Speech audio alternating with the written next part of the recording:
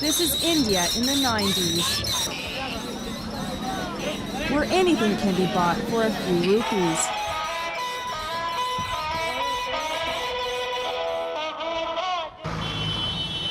Three blocks west of this bazaar is where the commodity market and sex trade meet. This is Falkland Road, Bombay's notorious red light district. It is one of the largest sex markets in Asia. In this city alone, an estimated 250,000 girls work. Few come on their own. The majority are tricked, kidnapped, and sold into prostitution. Bombay is a well-known place to find child sex. The young ones are hidden deep inside. Up this wooden staircase, living quarters are small and crowded. A foul smell lingers in the air. This brothel is home for hundreds of girls whose only contact with the outside world are customers. Down the corridor, these men have paid 15 rupees. That's just 50 cents for an encounter which lasts only a few minutes. The young girls are never paid for their work. They must work off their purchase price, the money their madame spent to get them. This may take years, and the only money they may see are tips from satisfied clients. Anita, sold at the age of 10, is a hardened prostitute. After 15 years, she no longer dreams of leaving. Prostitution is all she knows.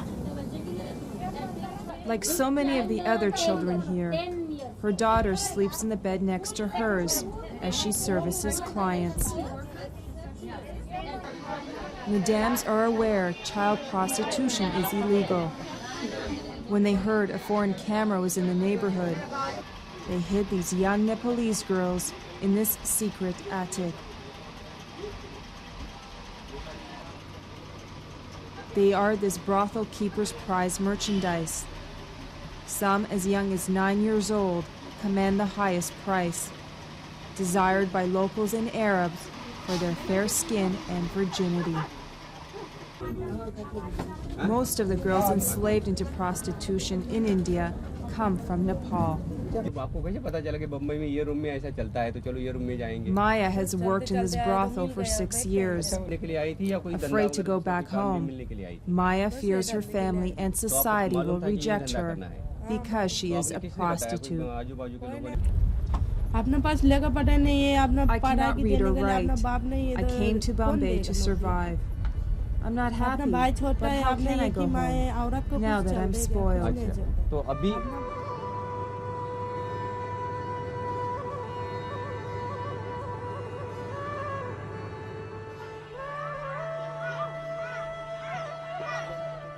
The Kingdom of Nepal is a land of stunning natural beauty.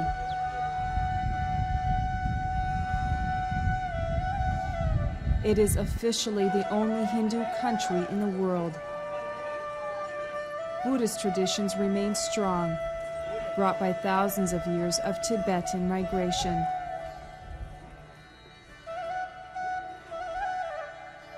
Landlocked between its big neighbors, India and China, Nepal is one of the poorest countries in the world.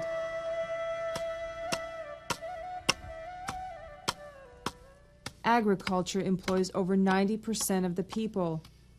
Yet there is little work and even fewer choices. Girls are expected to contribute to the family income at an early age. The majority are illiterate, and the women of Nepal have little control over their own lives. Tradition always places a lower value on girls than boys.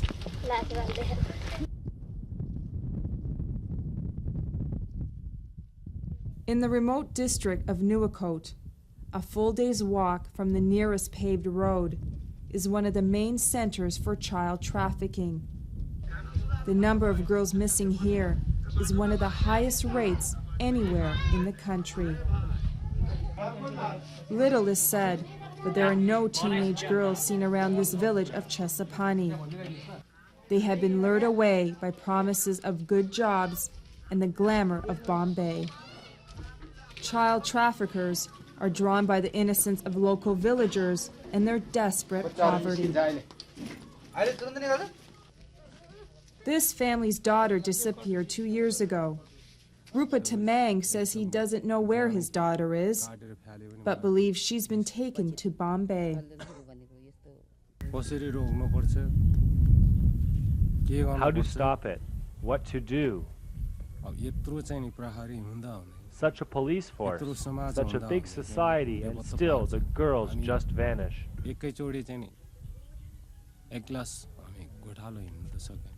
Naturally, I do feel sad. I lost my own daughter. You see, for me, those people who traffic, their lives should be taken.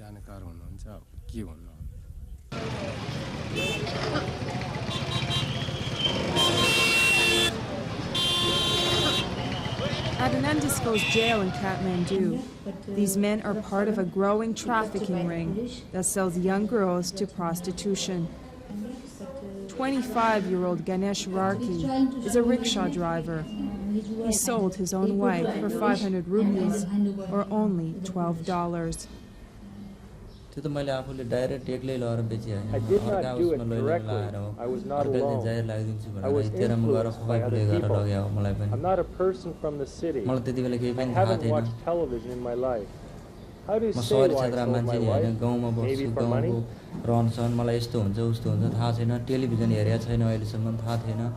Both men are now serving 10 to 15 years for their crime.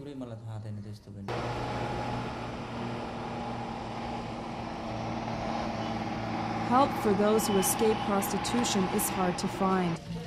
The lucky few end up here, at Mighty Nepal.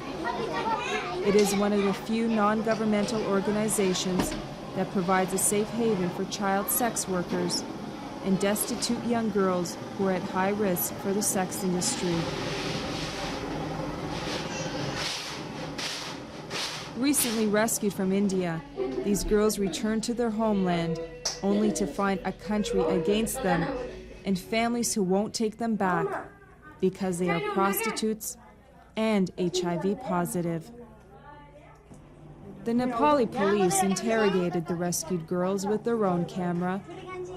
For fear of exploitation and unwanted publicity, all other media were banned from photographing the group. The police took the pictures they needed and left as quickly as they came. Their stories are heartbreaking. Srijana was 13 when she was kidnapped from her village in Nepal and taken to India. She spent the next 4 years of her youth servicing 10 clients a day. Her introduction to prostitution was swift and brutal. She was raped by 6 men. They asked me to do the job. I said I wouldn't because we are girls. Once we do this kind of job, we lose our respect. Then they cursed my father and mother, held me down, and did it.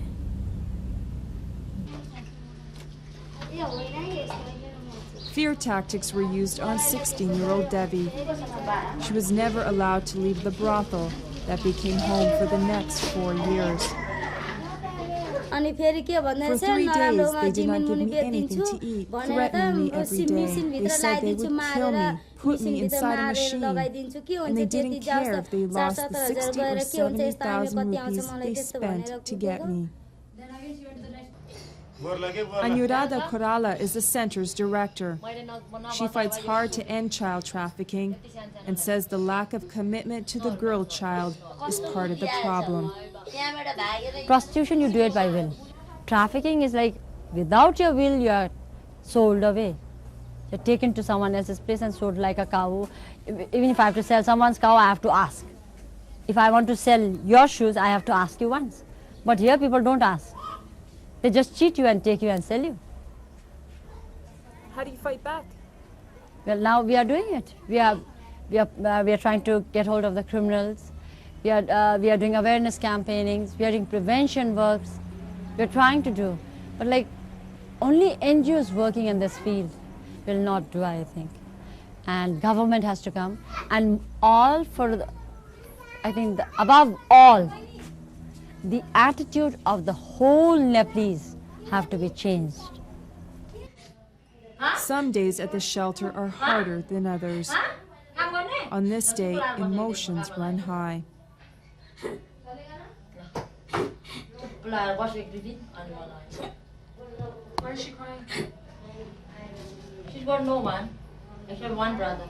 She doesn't want to accept her. She's saying where will I go in this big world? So I said I'm there.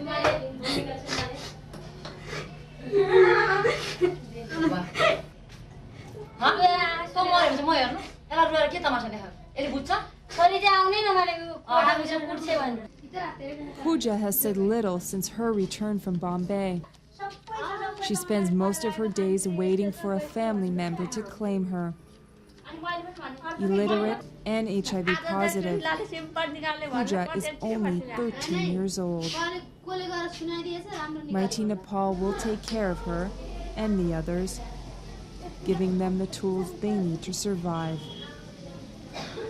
Leela Korala is the Minister of Women and Social Welfare for Nepal. She says her country is limited in what it can do to prevent pimps from luring young girls into prostitution. The people in our country are not conscious. They are not educated. They are not aware that if they sell girls, that it's wrong. As long as a society has no education and there is unemployment and poverty, the problem will not be solved.